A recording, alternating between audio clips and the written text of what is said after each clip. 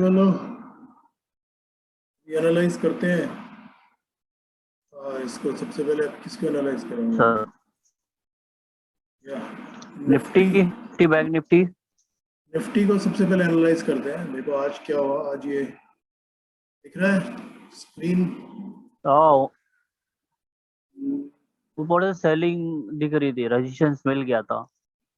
नहीं, आज देखो अनएक्सपेक्टेडली, एक्सपेक्टेशन तो थी कि ये नीचे ही जाएगा, लेकिन अनएक्सपेक्टेडली ये ऊपर गैप अप के साथ खुला आ गया, और फिर गैप अप के साथ में ये इसने अपना रेजिस्टेंस यहाँ पे टच किया, यहाँ पे लगने लगा था। यहाँ अब ये कभी भी यहाँ पे सेलिंग आ सकती है, लेकिन अगर ये इसके ऊपर जाता तो पहली 1 घंटे की कैंडल थी ना, अगर ये इसके ऊपर चलना शुरू होता यहाँ से इसका हाई के ऊपर, तो हम मान लेते हैं कि हाँ ये इसमें बाइंग आ गई। इसका हाई कितना है? इसका हाई है 552। ये जो इसकी फर्स्ट आवर की कैंडल है, इसके हाई और लो के ऊपर मैंने ये रेंज बना दी है। ये इसकी रेंज है, ये इसके रेजिस्टेंस की भी रेंज है।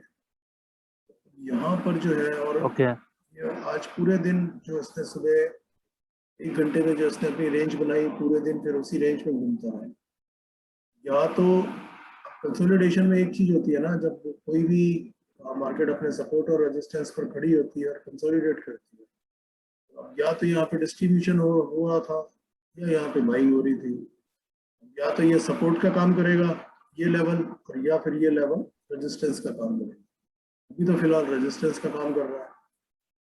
एक सबसे बड़ी प्रॉब्लम ये है ना निफ्टी में, कि ये वाला गैप जो है ये अभी तक भरा नहीं है। हो सकता है कि निफ्टी एक बार इस गैप को भरने के लिए इसको अटेम्प्ट करेगी। गैप को भरने के लिए ऊपर जा सकती है, और ऊपर है 612, या इसका लो है 618। ये तो एनुअल डेली में चेक करना पड़ेगा।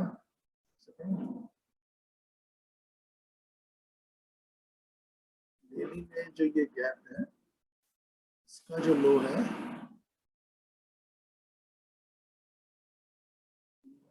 ये नहीं, ये बाजू वाला कैंडल। हाँ ये वाला गैप जूम करो तो, हाँ ये वाला गैप राइट, ये 582 इसका लो है। आज निफ्टी ने अटेम्प्ट किया था 582, आज का इसने हाई बनाया 552। अगर ये 582 बना टच करके या 585 टच करके नीचे आता, यहीं पर इसको रेजिस्टेंस भी मिल जाता यहाँ वाला, या 600 टच करके नीचे आता ना, तो हम लोग कन्विंस हो जाते हैं कि हाँ सेलिंग आ सकती है। हो सकता है कि निफ्टी कल एक बार एक और अटेम्प्ट करे इस गैप को भरने के लिए, और 600 तक जा सकता है। 486 में आज की क्लोजिंग है। ये है, यहाँ पे वीकनेस दिख रही है, यहाँ पे वीकनेस दिख रही है। ये डोजी जो बन रही है, ये सारी अनसर्टेनिटीज है। ये इतना बड़ा गैप, इतनी बड़ी कैंडल तो ये है ही यहाँ पे, वो अपने आप में एक इनविजिबल वॉल का काम करेगा। ये लेवल 720 यहाँ पर। एनीवेज, अब इसको 1 घंटे पे आ जाते हैं। अर्ली चार्ट पे इसको अगर एनालाइज करना है, यहाँ पर नहीं कल अगर ये गैप डाउन खुला, हाँ, फिर तो हमारे तो जैसा हमने एक्सपेक्ट किया था वैसे ही आएगा। फिर तो वो नीचे ही नीचे जाएगा अगर कल गैप डाउन खुला तो, क्योंकि गैप डाउन तो खुलेगा भी नीचे ना। सपोर्ट है 400 के आसपास, हाँ तो वो, वहां से बाइंग नहीं आएगी। हाँ हाँ, नीचे गैप डाउन खुलेगा भी ना, तो इस सपोर्ट के नीचे ये वाली जो लाइन है ना, हाँ 420 या 400 की, उसके इसके नीचे ही जब तक नहीं जाएगा, तब तक हम उसको नहीं मानेंगे कि ये अपने वापस अपना नीचे का ट्रेंड रिज्यूम कर लिया है। ये जो रेंज है 400 से लेकर और 550 की जो रेंज है, या 580 की जो रेंज है, ये इस रेंज, जब तक इस रेंज के अंदर है हम इसको कंसोलिडेशन में मानेंगे। इस रेंज के ऊपर निकलेगा, 600 के ऊपर अगर निकलता है, और वहां पे 1 घंटे की कैंडल में एक क्लोजिंग आती है 600 के ऊपर, 14600 के ऊपर, तो हम मानेंगे कि हाँ अब ये 800 या 850 टच करने जा सकता है। तो फिर वो ये वाला गैप भी भर देगा। और अगर नहीं आता है, ये नीचे आता है, तो जब तक 14400 के नीचे, 400 के नीचे ये 1 घंटे की कैंडल में क्लोजिंग नहीं आएगी, तब तक हम इसको डाउन ट्रेंड में नहीं मानेंगे। हाँ, इस रेंज के अंदर ये है, जब तक इस रेंज के अंदर है स्कैल्पिंग कर सकते हैं, डे ट्रेडिंग कर सकते हैं, लेकिन पोजीशन हम लोग तो अपनी हैजिंग है वो हम इसके बाद ही अपनी हैजिंग एडजस्ट करेंगे।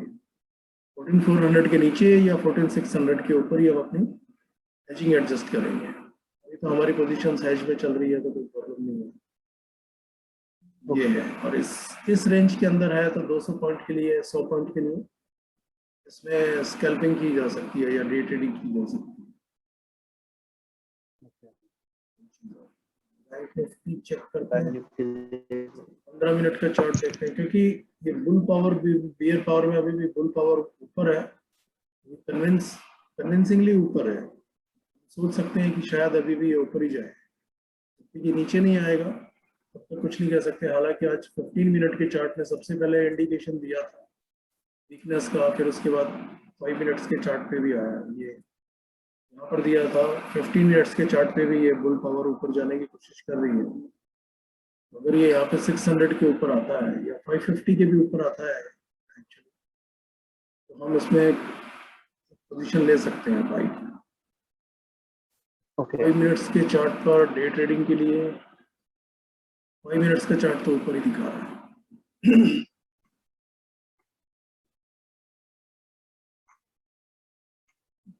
अगर डे ट्रेडिंग करनी है तो 5 मिनट्स के चार्ट पे करेंगे या 15 मिनट्स के चार्ट पे, और ये तो ऊपर ही दिखा रहा है। Excuse me. अब देखते हैं बैंक निफ्टी क्या कहती है 5 मिनट्स के चार्ट पर। बैंक निफ्टी भी अभी तो बाइंग ही दिखा रही है। 15 मिनट के चार्ट्स पर, 15 मिनट में तो अपना नीचे का ये बैंक निफ्टी कन्विंसिंगली दिखा रही है। ये यहाँ पे कंसोलिडेशन में है ऊपर। ये देखो, इसने 1 घंटे का चार्ट, 1 घंटे के चार्ट पे देखते हैं। इसने एक्चुअली एक अटेम्प्ट की थी अपने 1 घंटे के चार्ट की रेंज को तोड़ने के लिए, 1 घंटे की रेंज को,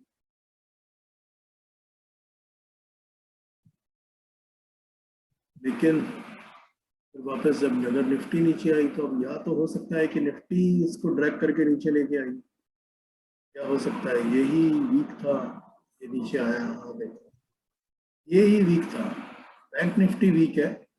यहाँ पर बियर पावर और बुल पावर जो है वो नीचे जा रही है, बियर पावर ऊपर दिखा रहा है। हो सकता है कि एक बार यहाँ पर बियर एक बार अटेम्प्ट करें इसको कल नीचे लेके आए। ये आर्ली चार्ट है। तो यदि हम उसमें देखें अपने आरएस में, ये 1 घंटा है, बैंक निफ्टी है, ये देखो ये रेंज है इसकी। यहाँ पर ये कन्विंसिंगली सारे अपने मूविंग एवरेजेस और इंडिकेटर्स के ऊपर है, तो जब तक ऊपर है तो हम यही मानेंगे ये ऊपर जा सकती है कभी भी, ये इसका ब्रेकआउट आ सकता है। लेकिन यहाँ पर भी इसने ये दिखाया, और जो आरएस वैल्यू है इसकी ये है 0.02, कल की वैल्यू थी 0.03, यानी कि ये हमें पहला डाइवर्जेंस इसमें दिखा है आरएस में 0.03 से 0.02। इसने एक अटेम्प्ट ऊपर की थी, ये नीचे इसमें यहाँ पर डाइवर्जेंस दिखा क्या? नहीं, इसमें डाइवर्जेंस नहीं दिखा। इसमें और हमारे इसमें डाइवर्जेंस दिखा, इसमें नहीं दिखा।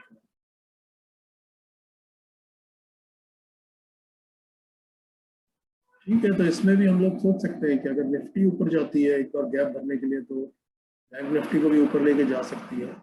या फिर अगर बैंक निफ्टी वीक हुआ तो बैंक निफ्टी को लेके नीचे आ सकती है, ड्रैग कर सकती है, या वाइस वर्सा। अगर निफ्टी वीक है तो उसके लिए अपन को फिर वो हमें देखना पड़ेगा। डाउ जोन्स तो वीक ही है, ऊपर है, हालांकि ऊपर दिखा रहा है, लेकिन डाउ जोन्स 25 पॉइंट्स ही ऊपर है, US 30 53 पॉइंट्स ऊपर है। तो ये 100 पॉइंट्स के ऊपर ना जाए तब तक हम कुछ नहीं कह सकते, तब तक हम Okay. इसको वीक ही मानेंगे। मतलब ये तो स्ट्रॉन्ग है, लेकिन हम निफ्टी को या बैंक निफ्टी को वीक मानेंगे जब तक ये 100 पॉइंट्स के ऊपर या 100 पॉइंट्स के नीचे नहीं जाता। अगर इसकी क्लोजिंग के टाइम पे ये -100 पॉइंट से ज़्यादा नीचे जाता है तो फिर हम कल एक्सपेक्ट कर सकते हैं कि ये नीचे ही खुलेंगे गैप डाउन के साथ।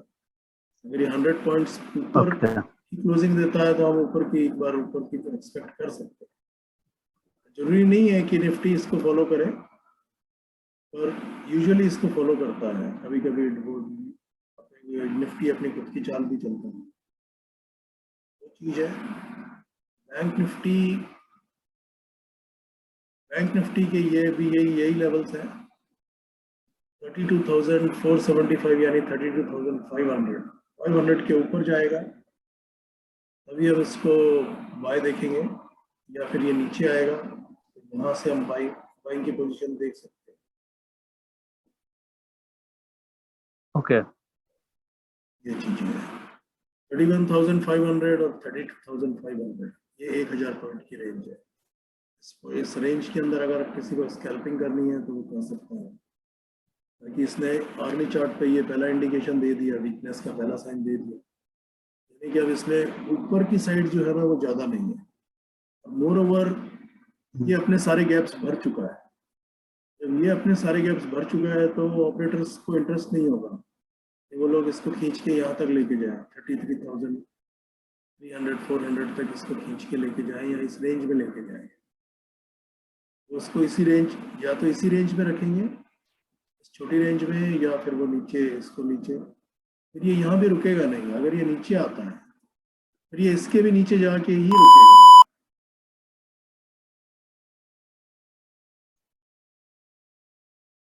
क्योंकि अगर निफ्टी नीचे आता है तो वो इस पूरी रेंज के बाहर निकल के तब कंसोलिडेट करेगा, वो रुकेगा। इस रेंज में भी कंसोलिडेट नहीं करेगा।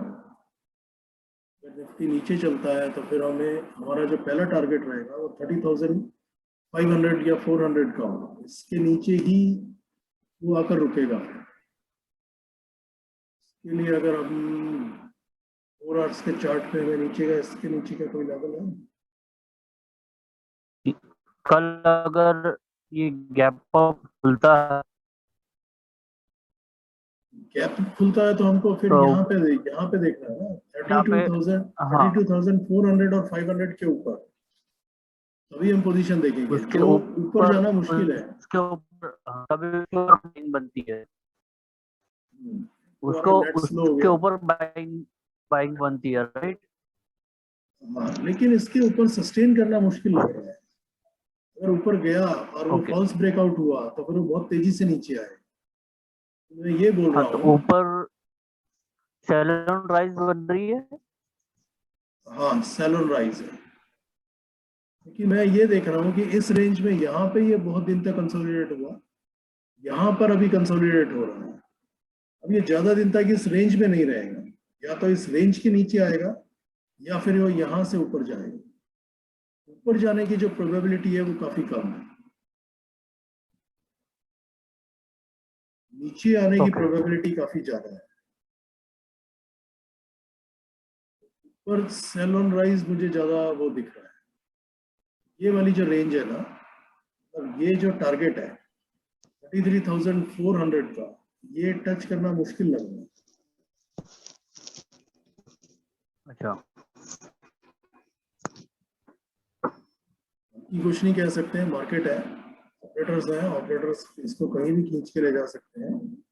और एक चीज और होती है ना, जो बियर्स जब उसके ऊपर की रैली लेकर आते हैं ना, वो मार्केट को इतनी तेजी से ऊपर खींचते हैं कि एक बार तो बुल्स भी शर्मा जाते हैं। बियर्स को जब ऊपर के लेवल पे अपना डिस्ट्रीब्यूशन करना होता है या अपनी पोजीशंस ऑफलोड करनी होती है या शॉर्ट पोजीशन बनानी होती है, तो मार्केट को इतना तेजी से इतना ऊपर तक खींच के लेके जाते हैं कि बुल्स भी शर्मा जाते हैं। सबको लगता है कि ब्रेकआउट आ गया।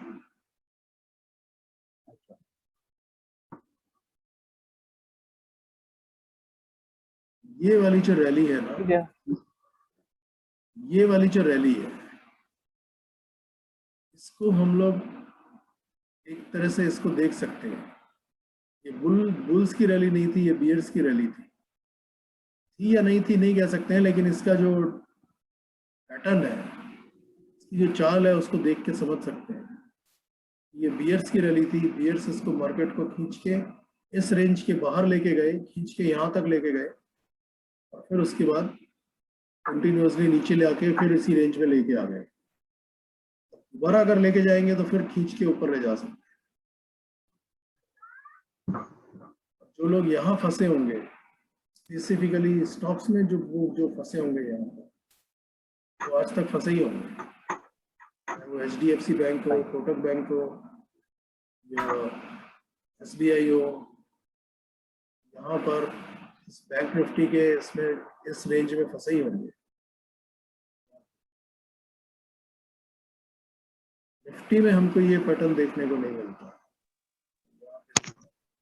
ये छोटा सा पैटर्न दिखा है, ये दिखा, लेकिन निफ्टी में हमको वो भी दिखे हैं, मतलब इंडिकेशंस भी अच्छे दिखे हैं। यहाँ पे डबल टॉप, यहाँ पे डबल टॉप, यहाँ पर ये डबल बॉटम दिख रहा है, यहाँ पे डाइवर्जेंस भी है। स्ट्रॉन्ग थी ना कंपेयर टू बैंक निफ्टी। हाँ, यहाँ पर हमें डाइवर्जेंस भी दिख रहा है बॉटम पे। निफ्टी टूटी भी नहीं है अभी तक, लेकिन निफ्टी भी अब बहुत बड़ी रेंज में कंसोलिडेट हो रही है ना, ये यहाँ से लेके यहाँ तक इस रेंज में कंसोलिडेट हो रही है। यहाँ से ऊपर तो गया, लेकिन ऊपर जाके अपने ब्रेकआउट को सस्टेन, अपने लेवल को सस्टेन नहीं कर पाया। जो कोविड टाइम है उसमें तो कुछ कह भी नहीं सकते। चलिए फिर अपने स्टॉक्स देखते हैं, स्टॉक स्पेसिफिक में ये हमारा कौन सा स्टॉक है। यस कुछ कह सकते हैं, ये वाला कौन सा है, ये बाइंग का स्टॉक है, ये श्री सीमेंट चेक करते हैं, श्री सीमेंट क्या करता है।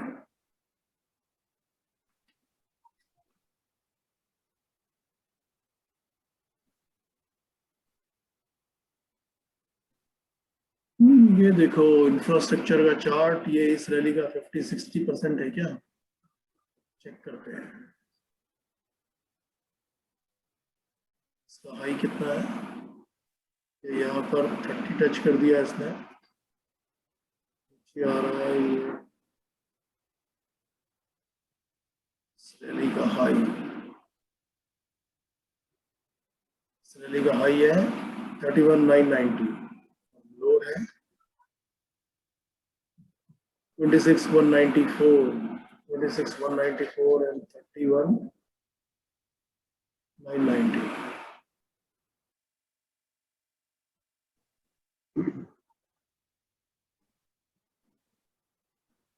At 26,194, 36 नहीं कितना है 30,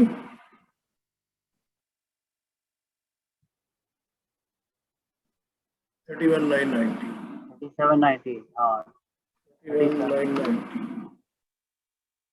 इसमें कितना है,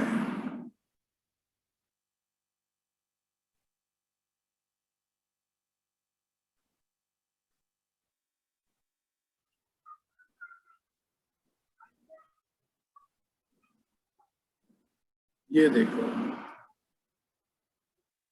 ये इसमें एक अच्छी बाइंग आ सकती है, ये अपने 61% के आसपास ही है, 61% to 78.6%, 61.8%। यहाँ पर इस रैली में जब तक किसी भी रैली में जब तक स्टॉक 61.8% या उसके नीचे नहीं आता है, तब तक FIIs और स्मार्ट मनी उसमें इंटरेस्टेड नहीं होती है। यहाँ पर ये लोग इंटरेस्टेड हो सकते हैं, लेकिन यहाँ पर दो चीजें हैं, एक तो ये 40 और 30 के नीचे चल रहा है, तो इसमें एक प्रॉब्लम हो सकती है कि वो कुछ ज़्यादा ही वीक हो यहाँ से, तो जब तक इसमें बुल पावर का क्रॉस ओवर नहीं होता है तब तक हम इसको कन्विंसिंगली कह नहीं सकते कि हाँ इसमें बाइंग आ रही है। दूसरा बाइंग अगर करनी है तो जो 50% की रेंज है 29,092 यानी 29,100, 29,100 के ऊपर ही इसमें बाइंग आने की संभावना ज्यादा है। ये यहाँ पर इसको क्रॉस करे बुल पावर, ये यहाँ पर 50% रिट्रेसमेंट के ऊपर क्लोजिंग मारे, 29,100 के ऊपर अगर क्लोजिंग आती है किसी दिन या किसी इवन आर्ली चार्ट पर भी आती है तो इसमें बाइंग की जा सकती है।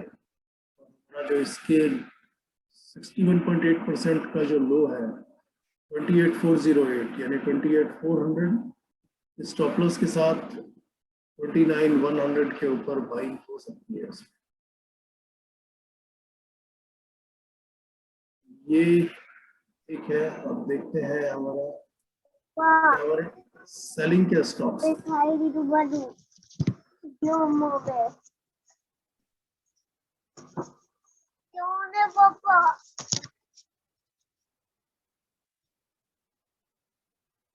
And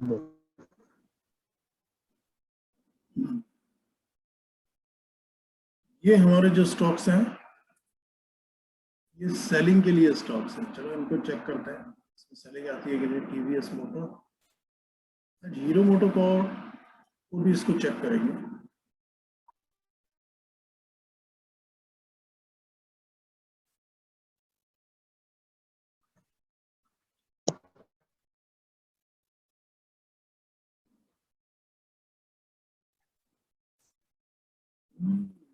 एक फर्स्ट आवर में देखते हैं।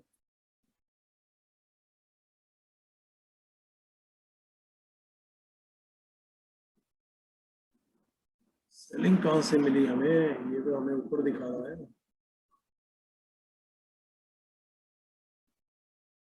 अभी पे वीकनेस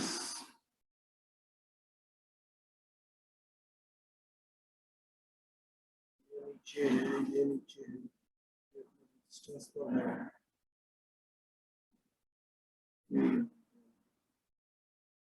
गैप भर दिया, गैप भरना बाकी है नहीं है।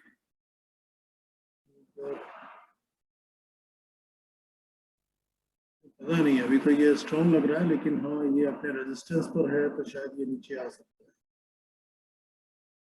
टीवीएस के अलावा कौन सा दूसरा स्टॉक था? कमिंस इंडिया और HDFC life. Cummins India, HDFC Life.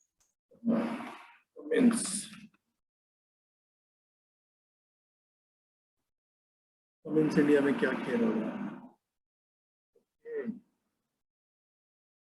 ये यहाँ पर इसने ब्रेकआउट दिया,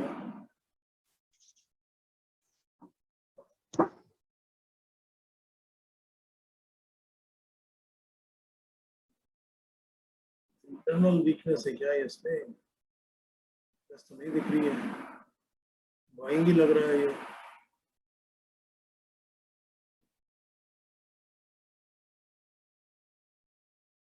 H4 चार्ट पर देखते हैं।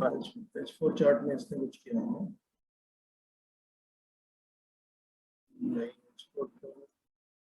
डेली चार्ट लगाया, डेली चार्ट पे देखो।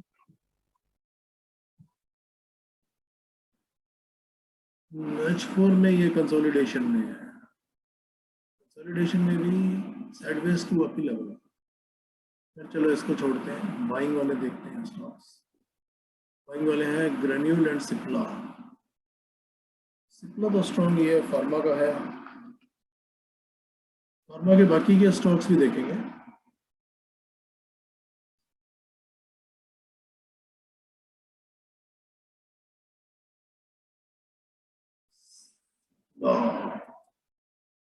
सिप्ला में यहाँ पर आता है तो फिर इसमें बाइंग बनती है। ठीक है, ट्रेंड इसका ऊपर का है, वापस इसी रेंज में आएगा 855 से 840, 840 टू 855 की रेंज में आता है तो फिर इसमें बाइंग की जा सकती है। सिप्ला एंड दूसरा कौन सा स्टॉक था? ग्रेन्यूल्स। ग्रेन्यूल्स का भी यही होगा।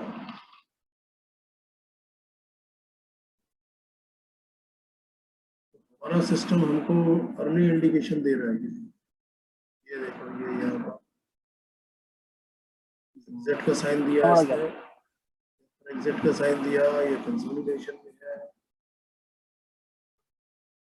इसके यहाँ पे क्या हुआ भाई, इतना बड़ा गैप के साथ खुला था क्या 120 से 300? इसमें कुछ रिवर्स वो हुआ था क्या? शायद हुआ लगता मुझे स्प्लिट होने के वो एक एक रुपए का शेयर 10 रुपए का हो गया था क्या इस बार में? 5 रुपए का 10 रुपए कर दिया। है।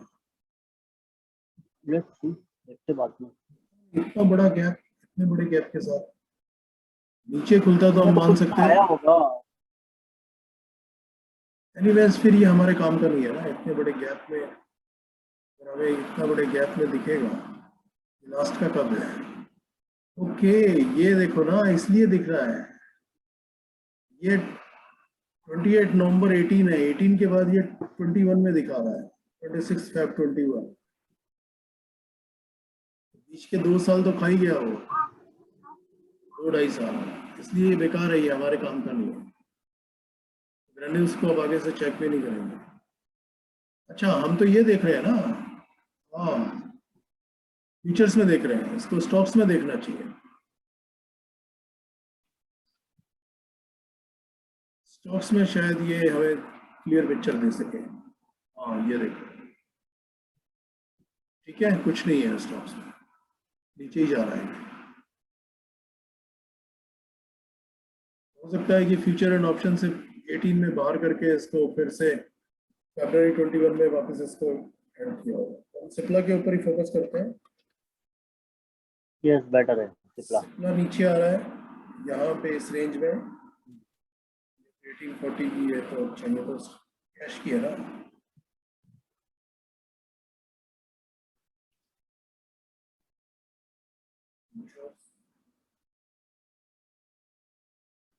इस रेंज में हमें बाइंग कर सकते हैं। दूसरा, आज फिर ल्यूपिन देखते हैं, ल्यूपिन का क्या सीन है। अच्छा खासा प्रॉफिट देने के बाद ल्यूपिन अभी तो ऊपर ही लगता है। 1063, अगर ये वापस 1040 और 30 की रेंज में मिलता है ना, तो 20 के स्टॉप लॉस के साथ इसमें बाई की जा सकती है। ये लो, डेली में इसने यहाँ पे पहला क्रॉसओवर दिया, अर्ली में क्या क्रॉसओवर पहले मिल गया, अर्ली में क्रॉसओवर भी मिल गया, ऊपर का भी मिल गया, ठीक है। ओवरऑल तो स्ट्रॉन्ग स्टॉक है। रेडी रेडी क्या मिलता है?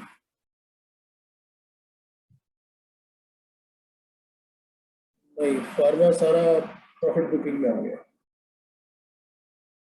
स्टील देखो सर, स्टील में मेटल स्टॉक। टाटा स्टील आज सुबह काफी अच्छा स्टॉक था, हो गया। लौट के बुद्धू घर को आए, 943 पे हम लोग सोच रहे थे, 55 तक जाके आया, 690, 57 तक जाके आया, वापस 43 पे आ गया। कल फिर से अगर ये हमको 35 की रेंज में मिलता है ना, 30 और 35 की रेंज में, तो एक बार बाई की जा सकती है। 30 का स्टॉप लॉस, 930 का स्टॉप लॉस लगा सकते हैं अर्ली में, लेकिन हमको ये पहला एग्जिट का इंडिकेशन मिल चुका है, तो यहाँ पर शॉर्ट तो नहीं बनती है, लेकिन हाँ एग्जिट बाई भी नहीं बनती है, हमें एग्जिट होना पड़ता। अगर पोजीशन होती है हमारे पास तो हम यहाँ पर एग्जिट होते हैं। JSW steel.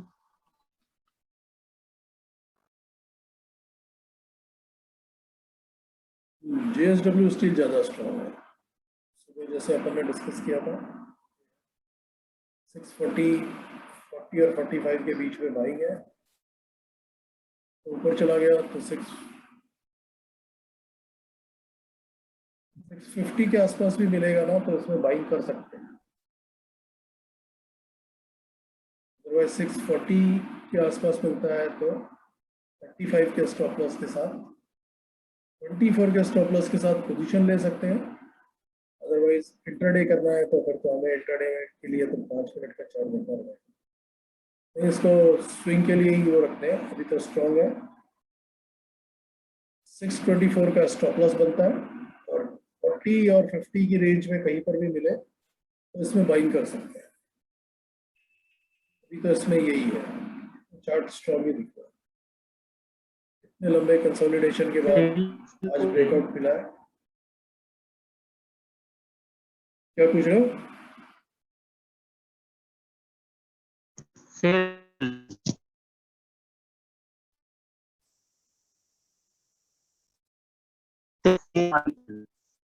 तुम्हारा नेट फिर स्लो हो गया, आवाज कट रही है। मेरी आवाज आ रही है? चैट पे लिख के बताऊंगा। हाँ यार आज है हाँ ठीक है। सेल सेल सेल को कौन देखता है यार, ठीक गवर्नमेंट कंपनी है सेल।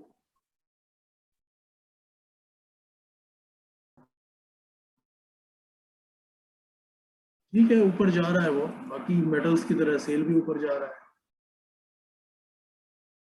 लेकिन सेल वगैरह को तो लोग डिविडेंड के लिए लेते हैं ना, क्योंकि गवर्नमेंट जो है वो अपनी पीएसयूज को कंपेल करती है हाई डिविडेंड देने के लिए। तो अभी 100 रुपीज का शेयर है, नीचे मिलता है 70-80 के बीच में मिलता है, तो उसकी तो कैश में इसको लेके छोड़ सकते हैं कई सालों के लिए, 8-10 सालों के लिए। इसके अलावा इसमें ट्रेडिंग में इसका कुछ भी नहीं है। यहाँ से 100 में कोई ले 120 चला जाए थोड़े दिन में और उसको 20% का रिटर्न मिल जाए, वो अलग बात है। लेकिन ट्रेड करने के लिए हमारे पास दूसरे स्टॉक्स है ना, जेएसडब्ल्यू है, टाटा स्टील है, वो चीजें हैं। ये ट्रेडिंग का स्टॉक नहीं है, ये इन्वेस्टमेंट का स्टॉक है।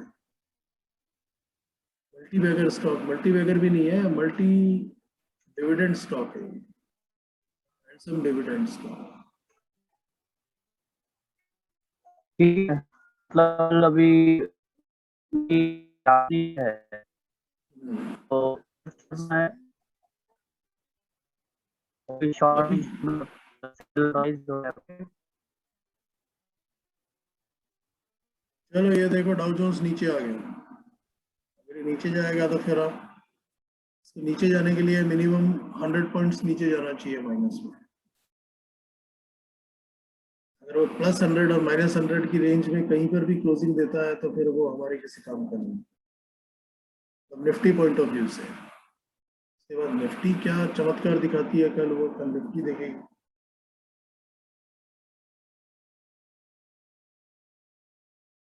यूएस थोड़ी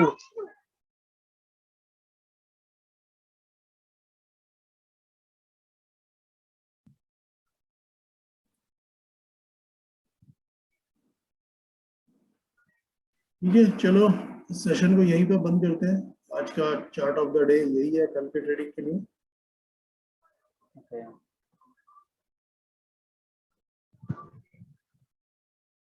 ठीक है, ठीक है सर या okay, good night, take care. Okay good night.